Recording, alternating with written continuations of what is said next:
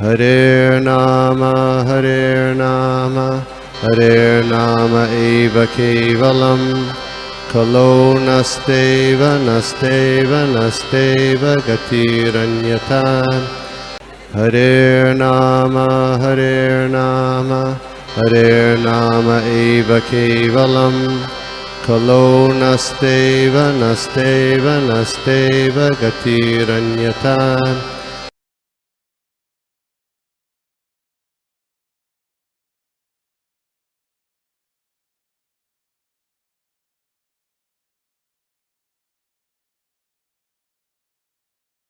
Thank you.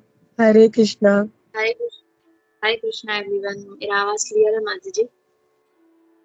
Yes, Farida. Hare Krishna everyone. दंडवत प्रणाम. वाञ्छाकल्पतरुभ्यश्च कृपा सिन्धुभ्यैव च पतितानां पावनेभ्यो वैष्णवेभ्यो नमो नमः. हमेशा मैं बोलती हूँ कि माता जी का बड़ापन है जो इतना बड़ा चढ़ा के बोलते हैं. ये मेरा सौभाग्य है, ये मेरा शुद्धिकरण के लिए है कि जैसे मैं बोलती हूँ कि जब मुझे सेवा मिलती है तो मेरे हाथों में भागवतम आता है और मैं लेक्चर सुनने लगती हूँ और पढ़ाई करने लगती हूँ. तो it's my opportunity, it's my Fortune कि मुझे कभी सेवा मिलती है, यानी भगवान ने मुझे याद किया है और सेवा के लिए मुझे बुला रहे. तो क्यों ना मैं इस अपॉर्चुनिटी को स्वीकार नहीं करूं, हमेशा मैं ये सोचती हूँ. तो ऑलवेज मैं रेडी होती हूँ क्योंकि मुझे ये पढ़ाई करने का मौका मिलता है. इसमें भी मेरा सेल्फिशनेस है क्योंकि मेरा शुद्धिकरण होने वाला है और आप सब भक्तों के आगे बोलना, कुछ बोल पाना, बोलते ना एक छोटी चींटी किसी को सिखा रही है, तो ये सब सही नहीं है. पर ये सब जो भी मैं आगे बोलना चाहूंगी, इसको एक्सप्लेन करना चाहूंगी श्लोका को, वो मेरी शुद्धिकरण के लिए है और मैं फॉलो करूं, इसको समझा सकूं अच्छे से. तो आप सबकी ब्लेसिंग्स चाहिए. तो हम स्टार्ट करते हैं समय व्यर्थ न करते हुए ओपनिंग प्रेयर से. ओम अज्ञानतिमिरान्धस्य ज्ञानाञ्जनशलाकया चक्षुरुन्मिलितं येन तस्मै श्रीगुरवे नमः. श्रीचैतन्यमनोभीष्टं स्थापितं येन भूतले स्वयं रूपकदा मह्यं ददाति स्वपदान्तिकं. वन्देऽहं श्रीगुरु श्रीयुतपदकमलं श्रीगुरून् वैष्णवांश्च श्रीरूपं साग्रजातं सगण रघुनाथान्वितं तं सजीवं साद्वैतं साधुतं परिजनसहितं कृष्णचैतन्यदेवं श्रीराधाकृष्णपादान् सगण ललिता श्रीविशाखान्वितांश्च. हे कृष्ण करुणा सिंधु दीनबंधु जगतपते गोपेश गोपिकाकांत राधाकांत नमस्तुते. तप्त कांचन गौरांगी राधे वृंदावनेश्वरी वृषभानुसुते देवी प्रणमामि हरिप्रिये. वाञ्छाकल्पतरुभ्यश्च कृपा सिन्धुभ्य एव च पतितानां पावनेभ्यो वैष्णवेभ्यो नमो नमः. जय श्री कृष्ण चैतन्य प्रभु नित्यानंद श्री अद्वैत गदाधर शिवासादि गौर भक्तवृंद. हरे कृष्ण कृष्ण कृष्ण हरे हरे, हरे राम राम राम हरे हरे. ओम नमो भगवते वासुदेवाय. ओम नमो भगवते वासुदेवाय. नारायणं नमस्कृत्यं नरं चैव नरोत्तमं देवीं सरस्वतीं व्यासं ततो जयम् उदीरयेत्. नष्टप्रायेषु अभद्रेषु नित्यं भागवत सेवया भगवती उत्तम श्लोके भक्तिर्भवति नैष्टकी. ओम अज्ञानतिमिरान्धस्य नमो विष्णुपदाय कृष्णप्रेष्ठाय भूतले श्रीमते जयपताका स्वामिनिते नामिने नामाचार्य पदाय निताय कृपापदाय गौरपदा धर्मदाय नगरपदाय विष्णुपदाय कृष्णप्रेष्ठाय भूतले श्रीमते भक्तिवेदांत स्वामिनिते नामिने नमस्ते सरस्वती देवी गौरवाणी प्रचारिणे निर्विशेष शून्यवादी पाश्चात्य देशतारिणे. हरे कृष्णा. दंडवत प्रणाम सभी को. सबको जैसे मालूम है कि हमारा कैंटो 1 17th चैप्टर चल रहा है. चैप्टर का नाम है पनिशमेंट एंड रिवॉर्ड ऑफ कली और आज हम 38th वर्स पे आए हैं. तो श्लोका का उच्चारण कर लेंगे पहले. सुत उवाच अभ्यर्थितस्तथा तस्मै अभ्यर्थितस्तथा तथा तस्मै स्थानानि कलयतदौ द्यूतं पानं स्त्रियशूना यत्रा धर्मश्चतुर्विधा.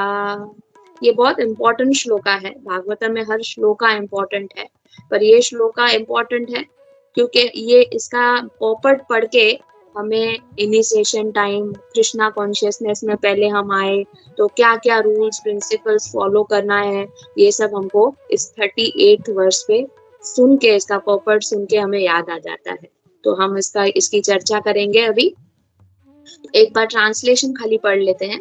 सुत गोस्वामी सेड, ये श्लोका सुत गोस्वामी बोलते हैं, बताते हैं कि महाराज Parikshit, thus being petitioned by the personality of Kali, gave him permission to reside in places where gambling, drinking, prostitution and animal slaughter were performed.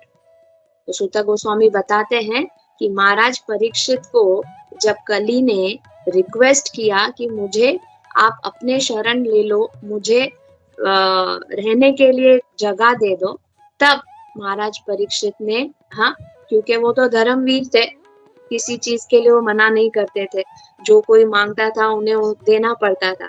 तो सोच समझ के उन्होंने ये चार चीजों में रहने के लिए कली को ये प्लेसेस दी।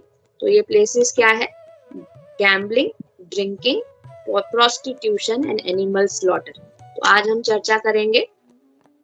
जैसे जब महाभारत चालू हुआ था तो तभी भी कलयुग था, कलयुग का आगमन हो चुका था। पर तब कृष्णा थे वहां पे, तो कली की क्या जरूरत कि कृष्णा के टाइम पे वो आगमन भी मीन्स इंटरफेयर भी करे महाभारत में। हाँ, पर जो छींटे होते हैं ना, जैसे पानी जब गिरता है तो छींटे इधर उधर होते हैं, तो वो छींटे कलयुग के गिरे हुए थे महाभारत के टाइम पे। हाँ, और कली क्या वेट कर रहा था कि कब कृष्णा छोड़ के जाएंगे और कब मैं इधर आके वास करूंगा। तो कृष्णा जाने के बाद भी 30 सालों तक पांडवास ने वहां पे रूल किया। फिर जब रूल होते होते तब युधिष्ठिर महाराज को हमेशा हमने पहले चैप्टर में पढ़ा हुआ है कि उनको अनुभव हो जाता था कि कलयुग का आगमन हो रहा है। कैसे? हमने बहुत अच्छी स्टोरी पहले सुनी थी कि कैसे युधिष्ठिर महाराज को लगता था कि जो एग्जाम्पल की जो पुत्र हैं अपने पेरेंट्स का ध्यान नहीं रख सकेंगे, फिर जो प्रोटेक्टर है, जो हमारी गवर्नमेंट है, वही दुष्ट होती जाएगी, वही हमको अनप्रोटेक्ट करेगी, वही सिटीजन्स को लूटेगी, उससे अत्याचार करेगी और उनसे टैक्स और ये इम्बॉस करके सब चीजें उनसे ही लेगी। तो ऐसे अच्छी स्टोरी थी, जैसे बताया था कि जब सुई में से हाथी निकल रहा है तो हाथी पूरा निकल जाता है, पर सुई में से पूंछ अटक जाती है। फिर जब ऐसा था ना कि एक बकेट से 6 बॉटल डाल रहे हैं पानी का तो 6 बॉटल भर रही है, पर 6 बॉटल से हम एक बकेट में पानी डाल रहे हैं पर बकेट नहीं भर रही है। तो ये बहुत सारे एग्जाम्पल्स थे जिससे मालूम पड़ता था कि क्योंकि सब एक एक करके युधिष्ठिर महाराज के पास अपना प्रॉब्लम लेके आए थे, तो ये सब एग्जाम्पल्स थे, हम सबको मालूम है और बहुत अच्छी स्टोरी है। तो युधिष्ठिर महाराज को पता चल गया कि आगमन हो रहा है कलयुग का, तो वो अर्जुन को बोलते हैं कि अर्जुन जा आप देख के आओ कि कृष्णा जी यहाँ पे पृथ्वी लोक पे हैं कि चले गए अपने धाम। तो अर्जुन निकलते हैं देखने के लिए, और जब देखते हैं तो वो युधिष्ठिर महाराज को आके बोलते हैं कि नहीं, कृष्णा जी तो अपने धाम चले गए। तब उसे मालूम पड़ता है कि अभी कलयुग का आगमन होने लगा है, क्योंकि अभी कृष्णा जी इस धाम में नहीं है। तो ऐसे आस्ते आस्ते करके कलयुग का प्रभाव और थोड़ा थोड़ा बढ़ने लगा। और जब परीक्षित महाराज थे वो तो परमहंस थे। हाँ, अर्जुन और युधिष्ठिर के बाद जब परीक्षित महाराज राज्य करने लगे तो वो परमहंस थे, सेंटली किंग था। हाँ, विष्णु राट थे महाराज परीक्षित। हाँ, पूरा किंगडम उनका धर्म पे बेस हुआ था। हाँ, वहां पे कभी अधर्म का नाम भी नहीं होता था, स्पेलिंग भी नहीं आती थी अधर्म की। तभी भी कली डर रहा था, पर उसका कलयुग का आगमन होने लगा तो वो कली पर्सोनिफाइड अपीयर होने लगा। हाँ, एक पर्सन के एक किंग के वेश में, एक काला कॉम्प्लेक्शन किंग के वेश में आ गया। और क्या कर रहा था वो? सबको मालूम है कि वो गाय और बैल को बुरी तरह से मार रहा था। बुरी तरह से मार रहा था। और बैल इसमें क्या बताया गया है कि बैल क्या है? धर्म का प्रतीक है। और गाय क्या है? पृथ्वी का प्रतीक है। तो बैल की 3 टांगे पहले से ही टूटी हुई थी। और वो खाली किस टांग पे रहा हुआ था बैल? ट्रूथफुलनेस पे। और जब महाराज परीक्षित कली को देखते हैं तो वो तो पहचान जाते हैं और बहुत पहचान जाते हैं और कली डर जाते हैं कि इसने तो मुझे पहचान लिया, भले मैं राजा के वेश में आया हूँ पर इससे तो मैं सच छुपा नहीं सकता हूँ। तो वो डर गए। जैसे हम कली पर्सोनिफाइड बोलते हैं तो बहुत लोग सोचते हैं कि कली पर्सोनिफाइड हम क्यों बोलते हैं शास्त्र में। तो ये लेक्चर मैंने हर हिज ग्रेस निताय चंद निमाय दास प्रभु जी से सुना है। तो प्रभु जी बताते हैं कि कली पर्सोनिफाइड यानी कली पर्सन के रूप में आता है। हाँ, जैसे सतयुग में, त्रेता युग में, द्वापर युग में, कलयुग में ये सब बोलते हैं पर्सोनिफाइड है। सतयुग पर्सोनिफाइड है, त्रेता युग पर्सोनिफाइड है, द्वापर युग पर्सोनिफाइड है और कलयुग पर्सोनिफाइड है। तो कलयुग में कौन पर्सोनिफाइड है? कली का वेश लेके एक राजा, काला राजा आया था। तो वैसे ही सतयुग, त्रेता युग, द्वापर युग में भी पर्सोनिफाइड यानी लोग वैसे वस्त्र धारण करके आते हैं पर हमको दिखते नहीं है। क्यों नहीं दिखते हैं? क्योंकि वो हेवन में रहते हैं जहाँ पे इंद्र लोक में होते हैं और इंद्र जी संभालते हैं ये सब, पर हमको दिखते नहीं है। तो जब कली ये वेश लेके आया था तो परीक्षित महाराज तो उन्हें पहचान गए और कली इसीलिए डर गया। तो डर के तो वो क्या पूछता है, मांगता है महाराज परीक्षित के लिए कि मैं आपके पास आया हूँ, आपके राज्य में आया हूँ, तो मुझे अपनी शरण में लीजिए। हाँ, मुझे अपनी शरण दीजिए। तो परीक्षित महाराज बहुत सोच समझ के ऐसे बोलते ना हेस्टली डिसीजन नहीं किया। वो तो सब राज्य का पूरा, खाली खुद का नहीं सोचते थे, पूरे राज्य का सोच समझ के विचार करके और उसने ऐसी 4 जगहें दी। हाँ, जहाँ पे गैम्बलिंग होती है, जहाँ पे ड्रिंकिंग, दारू शराब होता है, जहाँ पे लड़कियों का वो प्रोस्टिट्यूशन होता है, अवैध बोलते इलिसिट सेक्स होता है, और जहाँ पे एनिमल किलिंग होता है, वो 4 जगह उसको दे दी। तो कली बोलता है कि दुखी हो गया क्योंकि उसे तो मालूम था कि जब तक परीक्षित महाराज है, उनका राज्य चल रहा है धर्म के स्टेम्प में, धर्म के पिलर में, ये 4 चीजें तो है ही नहीं। तो बोलते हैं कि ये आपने बहुत सही नहीं किया। परीक्षित महाराज को बोलते हैं आपने मुझे ऐसी 4 जगह दी है कि आपका तो पूरा राज्य है। हाँ, मैंने आज फर्स्ट टाइम सुना था कि महाराज परीक्षित पूरा राज्य क्यों संभालते थे। हाँ, उनके पास तो जब कलयुग आने लगा तो महाराज परीक्षित ने देखा कि आजू बाजू के राज्य जो किंगडम्स हैं उसमें कलयुग का आगमन हो रहा है, शायद वहां पे थोड़ा थोड़ा अधर्म हो रहा है। तो उसने क्या किया, परीक्षित महाराज ने क्या किया कि पूरी दुनिया धर्म पे चले, इसीलिए उसने आसपास के किंगडम्स भी वॉर करके अपने आप यानी खुद पे जीत लिए ताकि वो भी उसमें रूल कर सके। तो उसने अपने सेटिस्फैक्शन के लिए नहीं, धर्म स्थापित रहे, धर्म का हमेशा आगे बढ़ता रहे, इसीलिए उसने आसपास के किंगडम्स भी अपने हिस्से में कर दिए ताकि वो सब धर्मों, सब रीजन्स का, सब पूरे किंगडम का, पूरी अर्थ प्लैनेट का वो अच्छे से देखभाल करे और धर्म की स्थापना हो, धर्म हमेशा कामयाब रहे। तो इसीलिए उसने सब किंगडम्स अपने हासिल कर दिए। उसके बाद प्रभु बताते हैं कि कली का मतलब क्या है। तो कली का मतलब है कॉरल एंड हिपोक्रेसी। कॉरल तो सबको मालूम है कि लड़ाई झगड़ा जहाँ पे हो वहां कलयुग का आगमन हो गया है। और हिपोक्रेसी यानी प्रभु बताते, एक्सप्लेन करते हैं कि लोग सोचते कुछ है, बात कुछ करते हैं और करते कुछ है। तो इसका हिपोक्रेसी का मतलब ये है। पर ये भी बताते हैं कि ये 4 चीजें जो परीक्षित महाराज ने कली को दी रिसाइड करने के लिए, पर वो फ्यूचर में बहुत बोलते हैं ना लाभदायक भी है लोगों के लिए। तो ये नेक्स्ट चैप्टर में हम सब सुनेंगे कि क्यों ये ग्रेट थिंग है इन फ्यूचर में कि ये 4 चीजें परीक्षित महाराज ने कली को बैठने के लिए क्यों दी। तो और प्रभु बताते हैं कि माया और कली का डिफरेंस बताते हैं कि माया और कली में क्या डिफरेंस है। माया क्या है? एक इल्यूजन एनर्जी है जो भगवान की खुद एनर्जी है। जो माँ दुर्गा है, सब मालूम है सबको, इल्यूजन एनर्जी माँ दुर्गा राज करती है और हमको सबको माया में डालती है, पर हम इल्यूजन एनर्जी में रह रहे हैं, तो इसमें से एस्केप करना बहुत मुश्किल है, क्योंकि हमें यहाँ पे इल्यूजन एनर्जी मटीरियल दुनिया में रहना है। तो माया ऐसी चीज है जहाँ पे हमारे पास ऑप्शन नहीं है, हाँ, इनको छोड़ देना या इधर से बाहर निकलना कोई वे नहीं है, इसमें रह के हमको शुद्ध रहना है, हाँ। तो इवन ब्रह्मा, प्रभु जी बताते इवन ब्रह्मा भी इसमें से एस्केप नहीं कर सकते, इस इल्यूजन एनर्जी से, दुर्गा माँ के प्रकोप से। पर कली का डिफरेंस बताते हैं कि कली क्या है, कली में हमें ऑप्शंस है, कि कलयुग में रह के भी हम सतयुग का एनवायरनमेंट कैसे रखें, कि कलयुग हरे में भी कृष्णा हम लोकपाली कैसे का। बच। हरे कृष्णा। हाँ हरे जी, कृष्णा। आवाज आ रही है? हरे हरे कृष्णा, सबको कृष्णा। आवाज आ रहा है?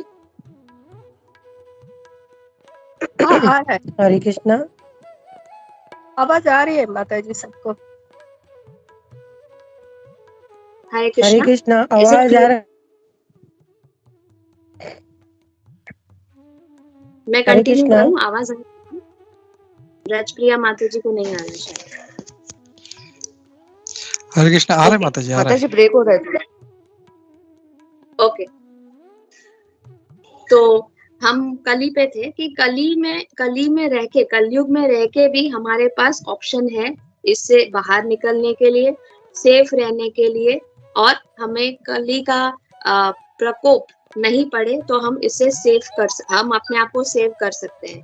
तो माया और कली का ये डिफरेंस है कि माया, we have to live in maya, in illusion energy, but कलयुग में रह के हम इसको अवॉइड कर सकते हैं। कलयुग के बोलते हैं ना, कलयुग का जो अधर्म है, या जो हमको, जिसे हम बैड वे में जा रहे हैं, इससे ऑप्शन हमको मिला हुआ है कि हम कैसे इससे बच सके।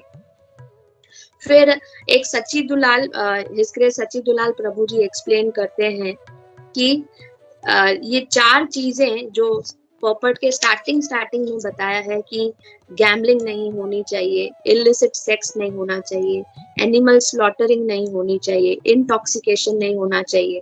तो 4 ये नियम स्टार्टिंग के बताते हैं और एग्जाम्पल देते हैं।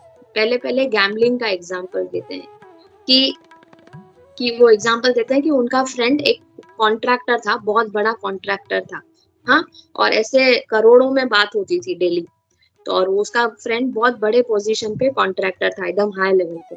तो जब वो प्रभु जी आते हैं और उनसे पूछते हैं कि कैसे चल रहा है बिजनेस, तो वैसे ही ऐसे रेगुलर बात हो रही थी उनके बीच में, तो बता रहे थे कि कैसे आजकल बिजनेस चलता है। बोलते हैं सामने वाला लैंड जस्ट इसका पास हुआ है, किसी को सैंक्शन मिल गया, किसने सेल कर दिया, तो ब्राइब खाली 6 करोड़ का ब्राइब था जो हमारी कंपनी को मिला, क्योंकि हमने सैंक्शन करवाया, हमारी कंपनी ने सैंक्शन करवाया।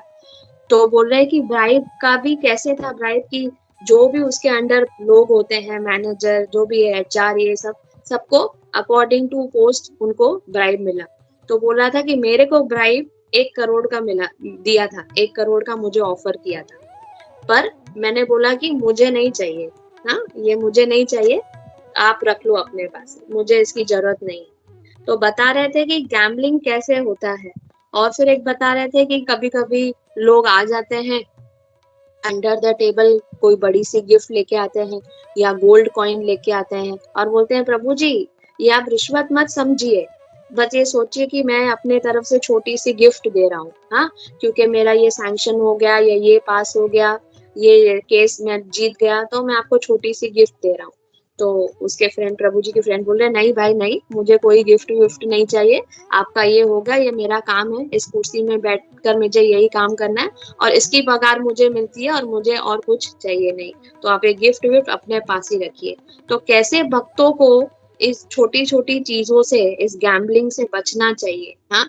प्रभु जी और एक एग्जाम्पल दे रहे थे कि सट्टा बोल रहे थे, वो मुंबई में तो सबको मालूम है सट्टा, बोलते हैं कि सट्टा लगाना, छोटा सट्टा आजकल तो बहुत कॉमन हो गया है। अरे ये देखना ये जीतेगा, आज शर्त लगाता हूँ, तुझे कल मैं एक 7 अप पिला दूंगा, या कल तुझे पार्टी दे दूंगा, या कल तुझे चॉकलेट दे दूंगा। तो ये छोटी छोटी सट्टेबाजी से ही ये गैम्बलिंग स्टार्ट होती है। तो प्रभु जी सिखा रहे थे कि ये छोटी छोटी, इसे भी गैम्बलिंग कहते हैं। तो कृष्णा भावनामृत में जो होते हैं उन्हें तो शर्त भी नहीं लगाना चाहिए, क्योंकि हमने जब शर्त का नाम भी ले लिया ना तो वो गैम्बलिंग में आ जाता है। तो हमें ये छोटी छोटी चीजों से बचना चाहिए ताकि हम उस बड़े गैम्बलिंग में ना फंसे। फिर बोलते हैं मीट ईटिंग का एग्जाम्पल देते हैं। आजकल के लोग कैसे मीट ईटिंग को प्रेजेंट करते हैं। तो बहुत अच्छा एग्जाम्पल दे रहे थे। कोई कोई बोलता है कि आजकल तो है ना एग, हाँ मैं सब नॉनवेज नहीं खाता हूँ, मैं खाली एग खाता हूँ। क्यों एग खाता हूँ? क्योंकि आजकल तो एग तो उस एग में ही ग्रीन डॉट है, हाँ क्योंकि वो वेज है। क्यों? क्योंकि वो मुर्गी अंडा नहीं देती है, वो तो मशीन में ही बनता है, फैक्ट्री में ही बनता है।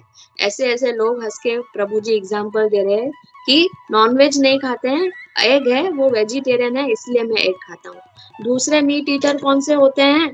बोलते हैं कि मैं है ना जब हमारे घर पे नॉनवेज बनता है तो मैं खाली ग्रेवी खा लेता हूँ, बाकी नॉनवेज नहीं खाता हूँ, मैं तो वेजिटेरियन हूँ, खाली ग्रेवी खा लेता हूँ।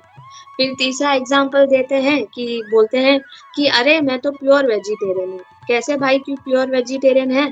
तो बोलते हैं कि अरे मैं तो बाहर ही खाता हूँ नॉनवेज, घर पे थोड़ी खाता हूँ, तो मैं तो प्योर वेजिटेरियन हूँ, खाली बाहर खाता हूँ, बाहर का काम बाहर, गंदा काम जो भी है बाहर, घर पे कभी नहीं लाता हूँ, बाहर खा के आता हूँ।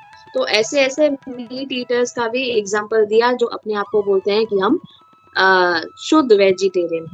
तो ऐसे ऐसे मीट ईटर्स भी पड़े। फिर इलिसिट सेक्स का एग्जाम्पल देते हैं। इलिसिट्स का एग्जाम्पल देते हैं कि आजकल तो कॉमन हो गया है लिव इन रिलेशनशिप का, हाँ बॉयज और गर्ल्स फ्रेंड्स रहते हैं, फ्रेंड्स के बाद बॉयफ्रेंड गर्लफ्रेंड हो जाते हैं, और फिर शादी तो बहुत कोसों कोसों दूर की बात होती है। सोचते हैं कि चलो अभी हमारा कम्युनिकेशन अच्छा है, हमारा रिलेशनशिप बढ़ रहा है, चलो हम ट्राई करते हैं साथ में रहने का, देखते हैं 3-4 साल ऐसे ही रह के रिलेशनशिप बढ़ा तो बढ़ा, नहीं तो तू इधर मैं उधर, तेरे को बाय बाय मेरे को बाय बाय। तो ऐसे लिव इन रिलेशनशिप का अभी नाम देके लोग साथ में रहते हैं। क्यों? मेनली क्या है, क्यों ऐसे लिव इन रिलेशनशिप रहते हैं? तो बोलते हैं मेन बड़ा चीज है कि रिस्पॉन्सिबिलिटी। आजकल के यूथ को रिस्पॉन्सिबिलिटी उठाना ही नहीं, उनको क्या है खाली खाओ पियो मजा करो ऐश करो, ऐसे बोलते हैं ना, खाओ पियो ऐश करो मस्ती करो बत्ती बुझाओ, यही सब आता है। तो ये आजकल का यूथ है जो ये प्रोस्टिट्यूशन इसीलिए उसकी वजह से बढ़ रहा है। इवन शास्त्र में बताते हैं कि डाइवोर्स नाम का शास्त्र में कोई नाम ही नहीं है, ये तो हम लोग अंग्रेजों से सीख के आए हैं कि अभी हमें सेपरेट होना है, ये करना है वो करना है, पर डाइवोर्स चीज की ऐसी शब्द भी नहीं था। तो ये सब न्यू जनरेशन आ रहा है, कलयुग का आगमन है, तो ये सब कलयुग के प्रकोप है जो आ रहे हैं इस पे। इसीलिए दिन ब दिन अधर्म देश में बढ़ता जा रहा है, बढ़ता जा रहा है, क्योंकि जब ये 4 चीजें बढ़ती रहेंगी तब अधर्म कलयुग और खुश होता रहेगा, क्योंकि उसको ये जगहें सब जगह मिल रही है।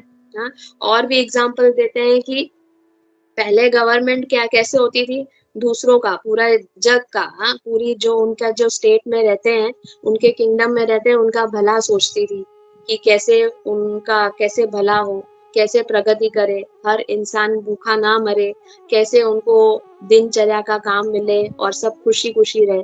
पर आज की गवर्नमेंट वैसी नहीं है। वो क्या सोचती हैं कि मैं कैसे सेटिस्फाइड रहूंगा, मुझे कैसे कमीशन मिलेगी, हाँ मेरे पास कितना बड़ा घर होगा, और मैं कैसे इन सिटीजन्स को टैक्स कलेक्ट करके प्रसन्न होऊंगा, मेरी कितनी जेब भरेगी, मुझे कितनी कमीशन मिलेगी। तो ये बहुत सारी चीजें हैं, यानी जो मेन हेड है, जैसे परीक्षित महाराज थे, वो धर्म में थे, वो अधर्म फॉलो ही नहीं करते थे, इसीलिए सब उनकी प्रजा खुश थी, वहां पे दुख का नाम होता ही नहीं था। हाँ, पर यहाँ पे पूरा जगह अभी जो कलयुग है वहां पे पूरी जगह दुख ही दुख है, सुख हम ढूंढते रहते हैं पर सब जगह, क्योंकि जो किंगडम चलाने वाला ही है वो ही करप्ट है, तो दूसरे लोग तो ऑटोमेटिकली करप्ट हो ही जाएंगे। तो ये भी एग्जाम्पल दे रहे थे। और इंटॉक्सिकेशन नहीं करना है, यानी दारू तो पीना ही नहीं है, और टी कॉफी टी कॉफी भी नहीं पीना है क्योंकि उसमें भी कैफीन रहता है। तो प्रभु जी इसमें भी एग्जाम्पल देते हैं कि चलो दारू तो छूट जाएगी आस्ते आस्ते, पर ये टी कॉफी कैसे छूटेगी? ये तो हमारा शुरुआत सुबह सुबह स्टार्ट ही चाय से होती है और रात को खत्म भी चाय पे खत्म होती है। तो ये छोड़ना तो बहुत मुश्किल है कि लोगों को इतनी आदत पड़ गई है इन सब चीजों की कि अभी इनको सब पहले पुराने जमाने में हम अगर अपने नाना नानी को अगर वो जिंदा हैं हम ये सब चीजें बोले कि हम सट्टा लगाते हैं, हम नॉनवेज खाते हैं बाहर से, या मैं एक लड़के के साथ रह रही हूँ या लड़की के साथ रह रही हूँ जिससे मैंने शादी नहीं की अभी तक, हम ट्राई मार रहे हैं, या मैं कॉफी पीती हूँ, दूध नहीं पीती हूँ, मैं चाय कॉफी पीती हूँ, एक दिन में 6 ग्लास 10 ग्लास 12 ग्लास पी लेती हूँ। तो इन सबको पुराने जमाने को अगर हमने अपने ग्रैंड फादर्स फोर फादर्स अगर रहे होते तो ये बता दे तो बोलते ये क्या चीज है। हाँ, उनके लिए सब नई नई चीजें लगती थी, अरे ये भी, अरे ये भी। पर अभी अगर हम कोई भी मैं डिस्कस कर रही हूँ तो किसी को इतना सीवियर नहीं लगता होगा, सबके लिए बोलता हाँ ये तो कॉमन है, क्योंकि हम नीचे जब घर के नीचे जाते हैं तो चप्पे चप्पे पे ये सब चीजें देखते हैं, इन चीजों से हम बच नहीं सकते हैं। प्रभु जी एग्जाम्पल देते हैं कि आजकल जब से कोविड कोविड से पहले भी, पर जब से कोविड स्टार्ट हुआ है लास्ट 2 ईयर से, हर एक बच्चे के पास, इवन न्यू बॉर्न बेबी जब बॉर्न होता है तो उसको भी टैब में मोबाइल में पोइट्री चला के देते हैं, कोई कोई तो पोइट्री देख के ही खाना खाता है, टैब बंद करो तो बच्चे को नींद ही नहीं आती है, बहुत सारी ऐसे चीजें हैं। तो पैदा होते ही हम एक गैजेट दे देते हैं और उसके बिना वो इतनी आदत हो जाती है कि उसके बिना, माँ बाप के बगैर शायद रह भी चुके, पर वो गैजेट के बिना बच्चा नहीं रह सकता है। तो ऐसा कली का प्रकोप हमारे सब में छाया हुआ है। और बोलते हैं अच्छा एग्जाम्पल देते हैं, एक ये गैजेट जैसे हम माला करते हैं, प्रभु बताते हैं कि एक हाथ में हमारी माला होती है और बहुत जनों के पास एक हाथ में वो गैजेट होता है। तो प्रभु बोलते हैं ये गैजेट काला, ये कलयुग है। हाँ, जो हम 4 प्रिंसिपल से हम कसम खाते हैं कि ये 4 चीजें नहीं करेंगे, ये चारों चीजें चैंटिंग करते करते अगर हम ये हाथ में लेते हैं तो ये चारों चीजें हमारे हाथ में ही है। क्यों? क्योंकि हम कुछ देखते हैं, कुछ करते हैं तो क्या क्या दिखाई देता है कि आज क्या ये क्रिकेट में ये हुआ, हर बॉल पे सट्टा लगा, हर बैटिंग में हर बॉल फिक्स था, फिर बाद में आता है कि ये यहाँ पे ये ऑफर है, डिनर है, ये 2 जगहों के लिए डिनर में ये ऑफर है, लॉबस्टर मिलेगा, चिकन मिलेगा, ये ऑफर है, आप डाइन करो, कपल्स डाइन करो, क्रूज में डाइन करो, ये इतना 89 ग्राम 99 ग्राम, ऐसे एड्स आते जाएंगे। फिर बच्चा भी नहीं बच सकता, इवन साइड में एड्स आती हैं कि आपको एक सच्ची में सब देख सकते हैं कि आपको एक दिन के लिए चाहिए, हाँ सेंस एंजॉयमेंट चाहिए तो इतना इतना है, अमाउंट आ जाता है, सब हम कुछ देखते और है पर साइड में ये ऐड आती रहती है। हाँ, तो सबको लगता है कि ये कॉमन चीजें हैं, और सब नॉर्मल बिहेव करते हैं, पर इसका बोलते हैं ना, इसका फ्यूचर कोई नहीं जानता है। जब हम बोलते हैं कि ये गैजेट नहीं देना चाहिए बच्चों को, कि ये बहुत गंदी चीज है, इससे लोग उम्र के पहले हमें नहीं देना चाहिए, जब तक समझ नहीं आए एटलीस्ट नहीं देना चाहिए, क्योंकि उम्र के पहले ही लोग मैच्योर्ड हो जाते हैं और ये सब बोलते हैं ना अश्लील चीजें या गंदी चीजें लोग देख सकते हैं इसमें। तो पर उनको कॉमन लगता है कि क्या माता जी, इसके बगैर तो कैसे बच्चा चलेगा। आजकल तो स्कूल में भी कंपलसरी है लैपटॉप लेके जाना, मोबाइल लेके जाना, और पहले तो मोबाइल अलाउड भी नहीं था, कॉलेज में भी अलाउड नहीं था, पर आजकल तो स्कूल में भी अलाउड है कि मोबाइल लेके जाओ। तो कहाँ से बच पाएगा ये युग, कहाँ से हम लोग बच पाएंगे इस कलयुग के प्रकोप से? नहीं बच पाएंगे। अगर हम ऐसी ऐसी चीजें दिनचर्या में ये सब देखेंगे तो कहाँ ना कहाँ तो प्रभाव पड़ेगा ही। सही। तो प्रभु जी बताते हैं कि कैसे, इसीलिए हमको कृष्णा कॉन्शियसनेस में बताया जाता है कि जैसे तुम एंटर होते हो तुमको ये 4 नियम फॉलो करने हैं, और जब आप पूरी 100% ये 4 नियम फॉलो करते हो तब आप आगे वाले लैडर में बढ़ सकते हो, फिर आप शेल्टर ले सकते हो, इनिशिएशन ले सकते हो। तो ये क्योंकि ये 4 जो हैं चीजें वो अधर्म का प्रतीक है, पर्पट में श्रील प्रभुपाद पहले पहले फर्स्ट लाइन में बताते हैं कि ये 4 चीजें अधर्म का प्रतीक है। अगर इन चारों अधर्म से बचना है तो हमको डिसिप्लिन फॉलो करना है। डिसिप्लिन कैसे फॉलो करना है वो हम आगे समझेंगे। फिर प्रभु सच्ची दुलाल प्रभु जी क्या बोलते हैं कि मेन भागवतम में, भगवत गीता में हम हमेशा प्रचार करते हैं, मेन रस क्या है, हमको क्या सिखाया जाता है कि हमको आई कॉन्शियसनेस यानी मैं, मेरा, मुझको, ये आई कॉन्शियसनेस से हमको कृष्णा कॉन्शियसनेस में जाना है। जब तक हम सोचेंगे कि मेरा कैसा होगा, एग्जाम्पल देते हैं कि फर्स्ट भगवत गीता के फर्स्ट श्लोका में क्या बोलते हैं धृतराष्ट्र, हाँ, कि धर्म क्षेत्र कुरुक्षेत्र कि पांडवों के बीच में और मेरे पुत्रों के बीच में क्या हो रहा है संजय मुझे बताओ। तो तभी उसने एक रिलेशनशिप की दीवार खड़ी कर दी। तो बताते हैं, इसीलिए फर्स्ट श्लोका वो है कि भगवान एक्सप्लेन करते हैं जब मैं आ जाता है तब हमारा ईगो भी आ जाता है, खाली हमारा आई सैटिस्फैक्शन हो जाता है, आई कॉन्शियसनेस हो जाता है।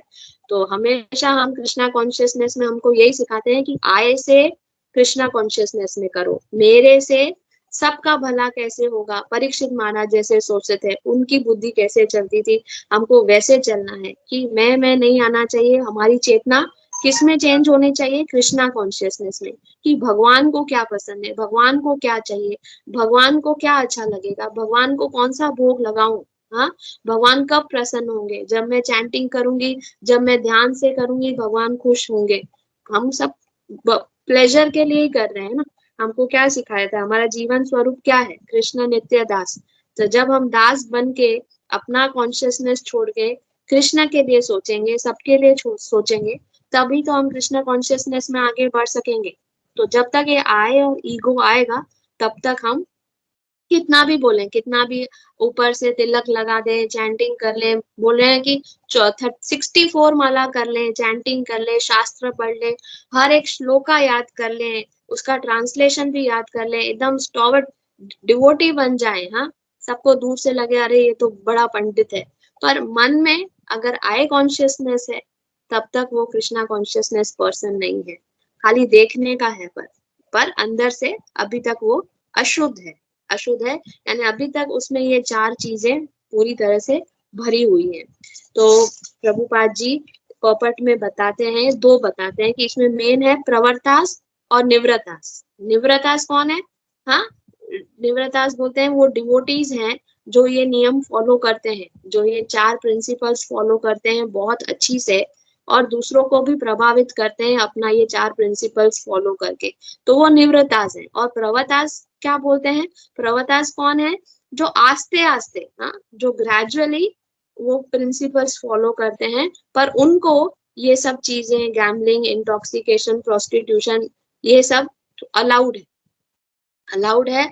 तो हम सोचेंगे अरे ऐसे प्रभुपाद जी ने कैसे कहा कि अलाउड है, तो बहुत अच्छे से बताते हैं कि जो लोएस्ट स्टेज ऑफ इग्नोरेंस में है ना, यानी मोड ऑफ इग्नोरेंस से भी लोएस्ट, जो मोड ऑफ इग्नोरेंस में तो है ही, पर उसके भी एकदम नीचे तर पे है ना, वो लोग को प्रवतास बोला जाता है, यानी वो उनके बगैर रह ही नहीं सकते। इसीलिए श्रील प्रभुपाद एक्सप्लेन करते हैं कि शौत्र मुनि यज्ञ होता है जो उनको परफॉर्म करना पड़ता है। अभी शौत्र मुनि यज्ञ क्या है, तो मैंने प्रभु से सुना कि शौत्र मुनि यज्ञ है यानी ये कर्म कांडी यज्ञ होता है, उसको शौत्र मुनि यज्ञ कहा जाता है, जो कली को वर्शिप करते हैं और ये सब चीजें उनको छोड़ नहीं सकते हैं, बहुत बोलते ना बेबस हैं, तो ये सब चीजें करना उनके लिए अलाउड है, पर किनके लिए, लोएस्ट स्टेज ऑफ इग्नोरेंस वाले लोगों के लिए। इसीलिए प्रभुपाद बोलते हैं कि are meant recommended for a particular class of men. ये सब चीजें पर्टिकुलर क्लास ऑफ मेन को ही अलाउड है, जिनको प्रवतास कहा जाता है, और not for everyone, not for all. तो हम अगर हमको कृष्णा कॉन्शियसनेस में आगे बढ़ना है तो मोड ऑफ इग्नोरेंस में तो हमको होना ही नहीं है, राइट। मोड ऑफ गुडनेस में आना है हमको, और मोड ऑफ गुडनेस से भी हमको आगे शुद्ध सतोगुण में जाना है। तो ये चीजें हमको तो सोचनी नहीं है कि हम भी कर्म कांड का यज्ञ करेंगे और एक चीज हम इसमें से एक्सेप्ट कर लेंगे, अलाउड है, पर्पट में लिखा हुआ है शौत्र मुनि यज्ञ करेंगे और इन चारों नियम से हम एक चीज नहीं फॉलो करेंगे और आगे बढ़ेंगे, सब अलाउड है, इसमें लिखा हुआ है शास्त्र में, नहीं। हमको शुद्ध सत्व गुण में जाना है और शुद्ध सत्व गुण में जाने के लिए क्या करना है, ये नियम प्रभुपाद जी बोलते हैं कि ये 4 नियम बेसिक है, बेसिक, जो हमको फॉलो करने ही हैं। इसीलिए हम इनिशिएशन के टाइम पे पहले पहले भले कुछ भी नहीं आता हो, बहुत जनों को शास्त्र ये सब कुछ आता भी नहीं है, पर ये 4 चीजें सबको सिखाई जाती हैं। ये 4 चीजें हमको इनिशिएशन के टाइम पे बोलना ही है। हाँ, भले कुछ भी हो जाए, भले वो बुढ़ा से बुढ़ा व्यक्ति इनिशिएशन क्यों ना लेता हो, हमको बताना है कि क्या है, no gambling, no animal eating, no slaughtering, no illicit sex, ये सब नहीं चाहिए। 4 चीजें हमको ये फॉलो करनी है।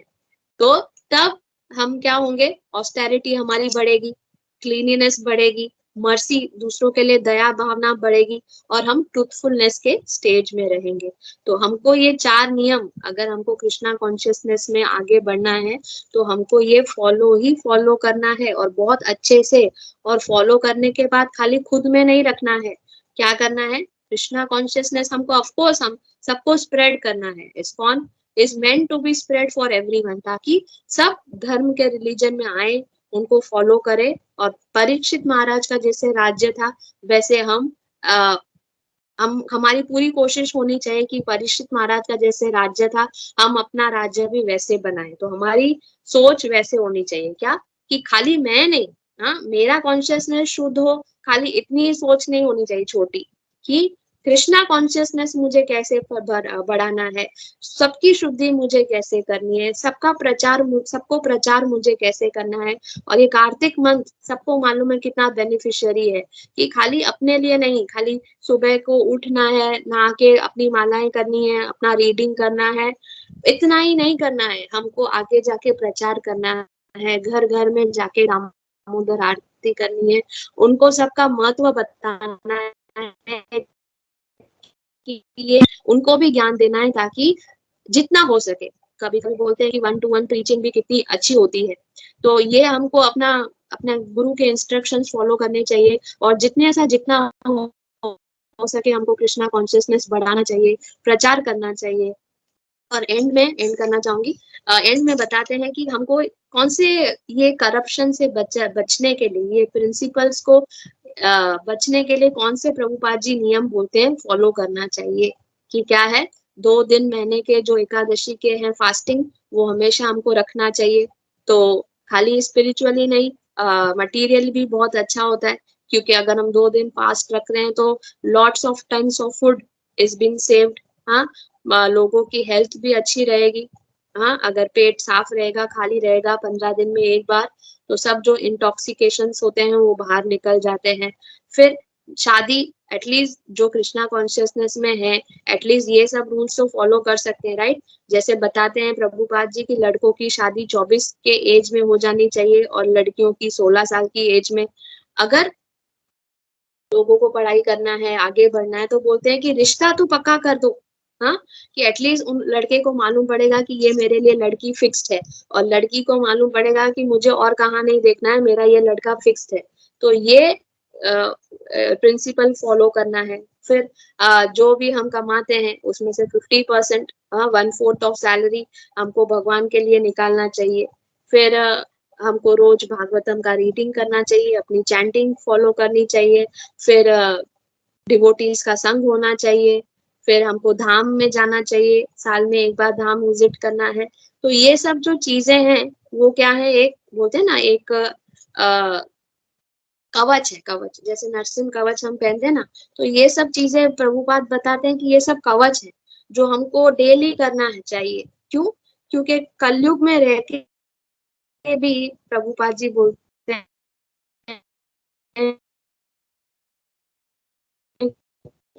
कि हम सत्य, वैसे दामोदर आरती में बोलते हैं ना, हमको मोक्ष भी नहीं चाहिए, हाँ, कुछ भी नहीं चाहिए, हे दामोदर, बस आप मुझ पे इतनी कृपा कर दो कि आपका ये बाल स्वरूप रूप, हाँ, मेरे हृदय में हमेशा विराजमान रहे। तो भले हम कलयुग में भगवान हमको भेजे या हेल में भेजे या नर्क में भेजे, पर हमको यही प्रार्थना करनी चाहिए। चैतन्य महाप्रभु हमको सिखा के गए कि हमें हमेशा ये प्रार्थना करनी चाहिए कि ये आपका रूप, हाँ, जहां भी मैं रहूं, जहां भी आप मुझे लायक समझो मुझे भेजो, पर आपका ये रिमेम्बरेंस मेरे मन से, मेरे दिमाग से मत हटाओ। ये कृष्णा कॉन्शियसनेस मेरा हमेशा साथ रहता रहे, बस यही कॉन्शियसनेस होना चाहिए। और ऐसे ही हमको ये फॉलो करके भक्ति में आगे बढ़ना चाहिए। Hare Krishna, thank you so much. या हरे कृष्णा लोकपालिका माता जी, दंडवत प्रणाम। ये यही बोलना चाहूंगा कि एज यूजुअल आपका क्लास जैसा हमेशा अच्छा होता है वैसे अच्छा था।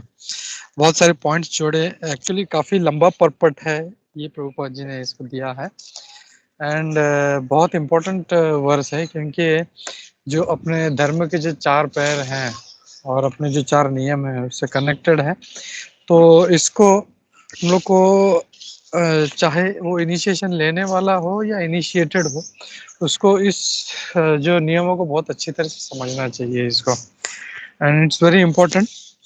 तो खाली मैं कुछ जो मैंने कुछ मतलब पढ़ा था वो मैं शेयर करना चाहता हूँ यहाँ पे। तो जो एक पर्पट में से जो स्ट्राइक हुआ मुझे, कि जैसे प्रभुपाद जी इसमें कोट करते हैं दो तरह के मार्ग है, प्रवृत्त मार्ग और निवृत्त मार्ग।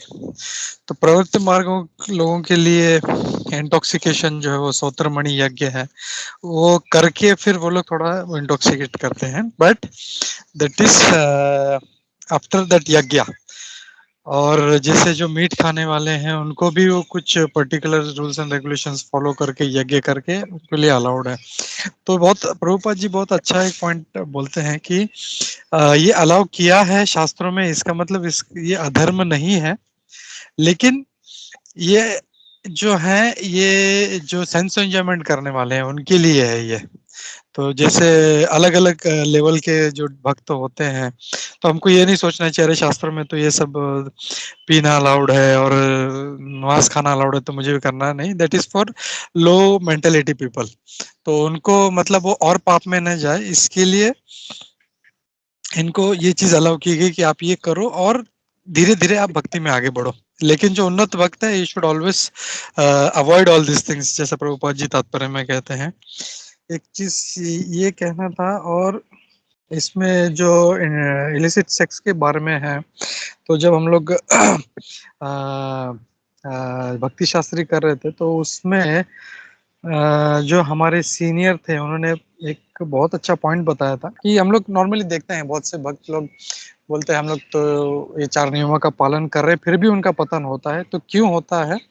Because there are some subtle aspects. तो उन्होंने बहुत अच्छा एक पॉइंट बोला था कि 8 प्रकार के इलिसिट सेक्स होते हैं। तो I just want to elaborate that कि ये कैसे होते हैं और ये हम लोग को बिल्कुल ध्यान रखना चाहिए। तो देयर आर 8 एस्पेक्ट्स ऑफ जो ब्रह्मचर्य जो हम लोग को पालन करना है, जो श्रीधर स्वामी जो महाराज हैं वो कोट करते हैं, और वो कहते हैं स्मरणम कीर्तनम केली प्रेक्षणम गुह्यम आसनम। तो ये एक दक्ष स्मृति करके एक ग्रंथ है उसमें आता है, उसमें बोलते हैं कि hearing about illicit sex, speaking about illicit sex, remembering about it, looking, joking, sitting with a member of opposite sex in secluded place, और contemplating, मतलब सोचना भी उसके बारे में कि ऐसा ऐसा हम लोग कुछ करेंगे। तो कंटेम्पलेटिंग और एक्चुअली एंगेजिंग, तो ये 8 प्रकार के जो है, मतलब इवन उसके बारे में सुनना भी नहीं है, उसके बारे में बोलना भी नहीं है, उसके बारे में याद भी नहीं करना। तो इससे हम लोग को ये देख सकते हैं कि जो अजामिल था, अजामिल का पतन क्यों हुआ? अजामिल वो सच्चे ग्रेट, मतलब इतना अच्छा ब्राह्मण था, वो इतना अच्छा मतलब आज्ञाकारी पुत्र था, तो उसका पतन क्यों हुआ? बिकॉज उसने वो देख लिया, और देखने के बाद उसका जो कंटेम्पलेशन था, वो कंटेम्पलेशन शुरू हो गया कि मुझे भी ऐसा करना चाहिए, and he kept on remembering. तो जो श्रीधर स्वामी है ये बहुत अच्छा इसको बोलते हैं, and we all either getting initiated और initiated, we should all remember this points, and we should keep away from all this 8 types of illicit sex. तो ये मुझे ऐड करना था। And Mata ji, thank you very much. जैसे मैंने कहा कि एज यूजुअल आपका क्लास बहुत अच्छा रहता है, today also you give a wonderful class, so thank you for that. और ऐसे ही आते रहिए माता जी। हरे कृष्णा, दंडवत प्रणाम।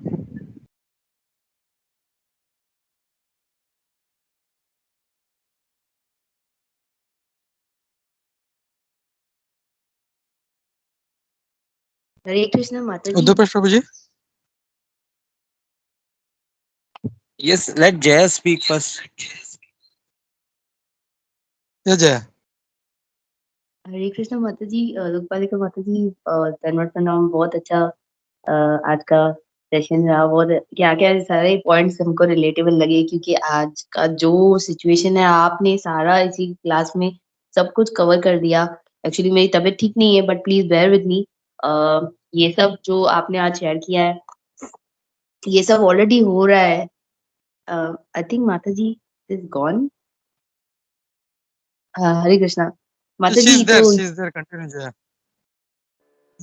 माता Hare ji Krishna Mata ji, sorry, just it was disconnected. या जी माता जी, जो वो सारे पॉइंट्स आपने शेयर किए कि कैसे यूथ का मतलब ये सब आजकल जो जो मीन्स कली के प्रभाव की वजह से, कली के प्रकोप की वजह से ये सारे पॉइंट्स सब हम देखते हैं, ये रियल में हो रहा है ऐसे। और कुछ हम इसको स्टॉप भी नहीं कर पाते, बस हम सिर्फ प्रीचिंग कर सकते हैं।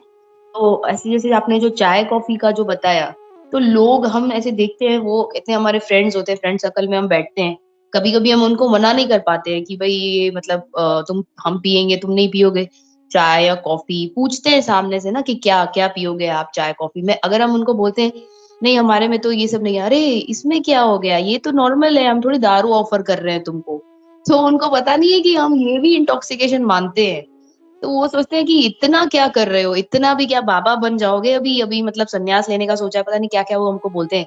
तो हम उनको अभी गली गली में चाय की टपरियां हैं उधर बम्बई में, तो वो हमारे दोस्त जाते हैं भाई इधर कहीं जाना है हमको जरूरी, तो बीच में चाय की टपरी आ जाएगी, रुक जा मैं ये चाय की टपरी से चाय पी लूं थोड़ी, या मतलब ये थोड़ी बीड़ी पान बीड़ी, मतलब इट्स सो इंटॉक्सिकेशन इतना ज्यादा है। और हम देखें कि अगर हमारे जैसे हम कितने डिवोटीज ने शेयर किया कि वेस्ट में अभी वो एक आई थिंक यूरोप में कहीं पे एक भगवत गीता वो लोग अनिवार्य कर रहे हैं, स्कूल में जरूरी कर रहे हैं। तो हम लोग बस सोचते ही, हमारा देश सोचते हैं जहां से निकला है ये सब ज्ञान, वो वहां के लोग सोचते ही रह गए, गवर्नमेंट बस सोचती ही रह गई है। पता नहीं अभी कभी वो लोग लागू करेंगे। हमारे सीबीएसई के बोर्ड में मुझे याद है हमारे टाइम पे पता नहीं क्या क्या हमको बकवास पढ़ाई, ये राजा यहाँ का था, फिर मुगलों ने ये किया। अरे मई हमको तुम ज्ञान जो भगवान का वो दो ना, ये कचरा क्या पढ़ा रहे हो हमको कि फालतू में ये सब इतनी बैग, मतलब हम लोग बोझा ढोते थे इन सब चीजों का।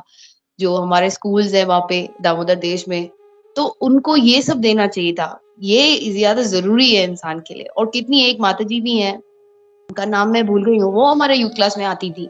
इतनी शी यूज टू मतलब उन्होंने बोला कि मैं इतनी बड़े उम्र की माता जी वो थी, और उन्होंने बोला कि ये जो अभी आपको सीखने को मिल रहा है ये हमारे टाइम पे नहीं था। तो वो बोली थी मुझे बहुत अच्छा लगा ये सब सीख के कि ये काश हमारे माँ बाप भी हमको ये सब ज्ञान सिखाते, इंस्टेड ऑफ ये मटेरियल कचरा ये जो सिखाया जा रहा है, ये ऐसे वो क्या मिलता है इससे। तो this was very valid point.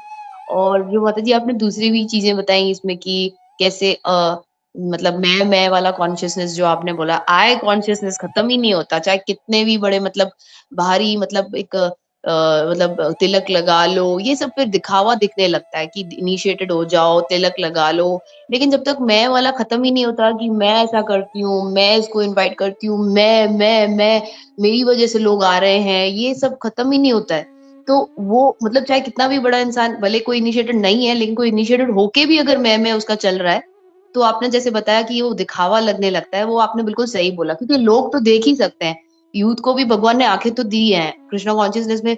It's about Krishna consciousness, जो मतलब कोई अंधे तो है नहीं कि they will not be able to see कि क्या हो रहा है, कि मेरे को श्रेय मिले, सब लोग मुझे जाने, मैं इनको इनवाइट करती हूँ, मैं जब भी फोन करूंगी। ये नहीं होना चाहिए। आप प्रभुपाद को बीच में रखो, आप भगवान को बीच में रखो, फिर तो मैं वाला कॉन्शियसनेस सबको दिख ही रहा है कि मैं ज्यादा चल रहा है। तो आपने ये जो point like just to the point लगी आपकी ये बात, तो थैंक यू माता जी, बहुत अच्छे पॉइंट्स थे माता जी। हरे कृष्णा।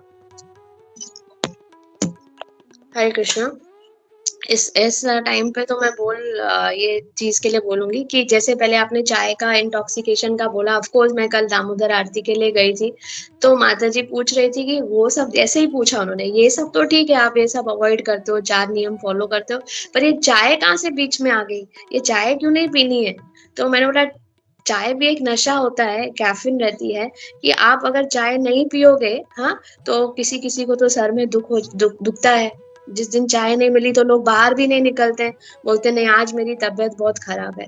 तो वो बोल रही थी कि वो कैसे छोड़ी जाए। तो हमें हमेशा कृष्णा कॉन्शियसनेस में सिखाते हैं कि हमें कुछ छोड़ना नहीं है। हाँ, जैसे भी हमारा ईगो हमें छोड़ना नहीं है, हमारी इच्छाएं हमको छोड़नी नहीं है, हमको क्या करना है, अपनी चीजों को खाली डाइवर्ट करना है। तो वैसे ही चाय हमको कोई फोर्सली पहले छोड़नी नहीं है, डाइवर्ट करना है। क्या करना है कि डीकैफ कॉफी, डीकैफ टी पे चले जाओ, तो थोड़ी थोड़ी आदत कम हो जाएगी, और आस्ते आस्ते भगवान को प्रे भी करते रहो कि ये जो आदत है मैं ट्राई कर रही हूँ, क्योंकि भगवान के बोलते ना, जब कृपा के बगैर, दामोदर जी का भी कृपा था यशोदा माँ के ऊपर, तभी तो वो बांध पाई। तो जब तक हमारे पास कृपा नहीं रहेगी और जब तक हम कृपा मांगेंगे नहीं तो मिलेगी कैसे? तो कृपा मांगनी चाहिए और हमको कोशिश करनी चाहिए। डिटर्मिनेशन और कृपा दोनों साथ साथ चलती है, तो हमको कोशिश करनी चाहिए, डाइवर्ट करना चाहिए अपना जो बुरी आदत है, और कृपा मिलनी चाहिए, तो भगवान हमेशा हमको मतलब पूरी कर देंगे हमारा वो डिजायर। और नेक्स्ट जो है, हाँ, मैंने कहा था कि बहुत लोग दिखावा करते हैं, आई कॉन्शियसनेस में रहते हैं, पर हमारा क्या होना चाहिए स्वभाव, कि हमको किसी को पॉइंट आउट नहीं करना है। हाँ, क्योंकि हम अगर पॉइंट आउट कर रहे हैं तो हम भी दूसरों की क्या बोलते हैं बुराइयां देख रहे हैं, राइट? तो हमें उनकी बुराइयां नहीं देखनी है, क्योंकि बुराइयां तो सब में है ही, कि कभी किसी में कुछ है, कभी किसी में कुछ है, तभी तो हम इस दुनिया में आए हैं। अगर हम बुराइयां लेस होते, हमारे पास बुराइयां नहीं होती, तो हम आते ही क्यों इधर? हम तो भगवान के धाम में ही रहते। तो बुराइयां के ये ना किसी को कुछ है, किसी को कुछ है, तो हमें हमेशा किसी में बुराइयां नहीं निकालनी चाहिए। अगर हमें वो इंसान दिख रहा है कि वो आई कॉन्शियसनेस में है, इतना बड़ा डिवोटी होके भी ये कुछ कर रहा है, तो हमें हमेशा प्रे करना चाहिए कि भगवान आप इसका भी भला कर दो, इसको भी ब्लेस कर दो, कि इसमें खाली एक ही चीज बाकी रह गई है, बाकी सब तो सब अच्छा है, सब अच्छा करती है माता जी, सब प्रभु जी अच्छा करते हैं, बस ये थोड़ी सी चीज कमी है, तो भगवान इनको भी आप ये पूरा कर दो। तो हमारा कॉन्शियसनेस ऐसा होना चाहिए, पॉइंट आउट करने वाला कॉन्शियसनेस नहीं होना चाहिए। अगर हम पॉइंट आउट करते हैं किसी की गलती, हाँ, या किसी को बताते हैं, शेयर करते हैं, तो that is also wrong. Hare Krishna. Thank you माता जी, बहुत अच्छे से एक्सप्लेन किया कि हम भी इसलिए गिरे क्योंकि हमारे अंदर भी छोटे छोटे ये सब अनर्थ वृत्तियां होगी, इसीलिए हम यहाँ पे हैं। तो पॉइंट आउट करने की मतलब कोई इतनी आवश्यकता नहीं है, और हाँ, बस प्रे कर सकते हैं उन लोगों के लिए। क्योंकि प्रभुपाद जी बोलते हैं कि पहले ये नियम खुद पे फॉलो करो, आई कॉन्शियसनेस टू कृष्णा कॉन्शियसनेस पहले खुद पे लेके आओ। तुम 100% प्योर हो तो ही आप दूसरों को बोल सकते हो। तो क्या हम 100% प्योर है? कोई भी प्योर नहीं है। 99.9% होगा, पर 100% बहुत रेयर, बहुत रेयर। श्रीला प्रभुपाद के जैसे, महाराज परीक्षित के जैसे लोगों का होगा, हमारा तो नहीं है अभी तक। तो we can't be there to point out anyone. Hare Krishna. Well said माता जी। थैंक यू माता जी, बहुत अच्छा Well- आपने कनेक्ट किया माता जी कि वेल सेड। हाँ।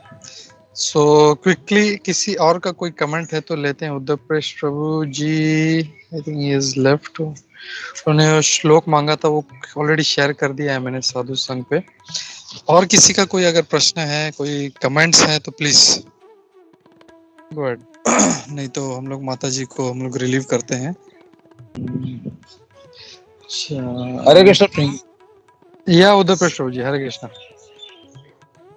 हाँ प्रभु, एक्चुअली जो था ना वो आप श्लोका ही में पूछ रहा था, वो आपने श्लोका शेयर कर दिया है, तो वो इसके लिए हैंड रेज किया था।